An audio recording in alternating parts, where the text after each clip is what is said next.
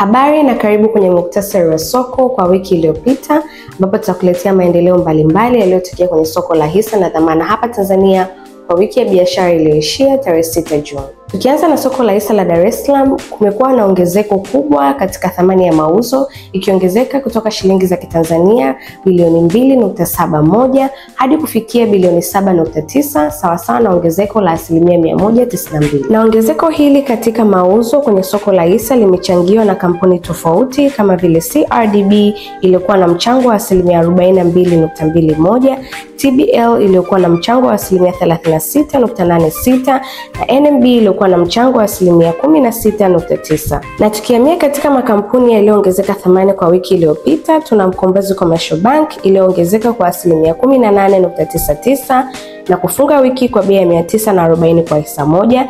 Niko ameongezeka kwa 12.35 na kufunga wiki kwa bei ya 910 kwa hisa moja.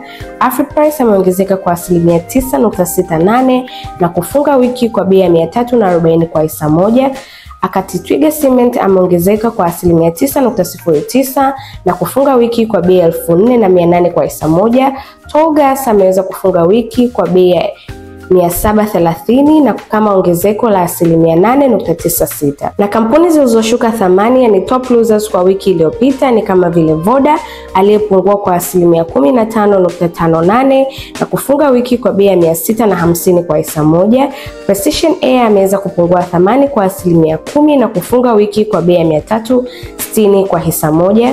Na Mwalimu Commercial Bank ameweza kupungua thamani kwa 3.45 na kufunga wiki kwa bei ya 280 kwa hisa moja. Na tukihamia katika soko la hati fungani, soko la awali, Jumatano tarehe 4 Juni, Benki ya Tanzania iliingia sokoni ili kufanya mnada wa hati fungani ya miaka 25 inayotoa riba ya 15.75. Mnada huu ilikuwa reopening ya pili katika hati fungani hii ya miaka 25 na kiwango cha usajili kilikuwa juu, kwani iliweza kupata subscription rate ya 229.26 na bei elekezi katika mnada huu imeweza kuongezeka kutoka 106.9606 katika mnada wa Mei hadi kufikia bei ya 111.9348.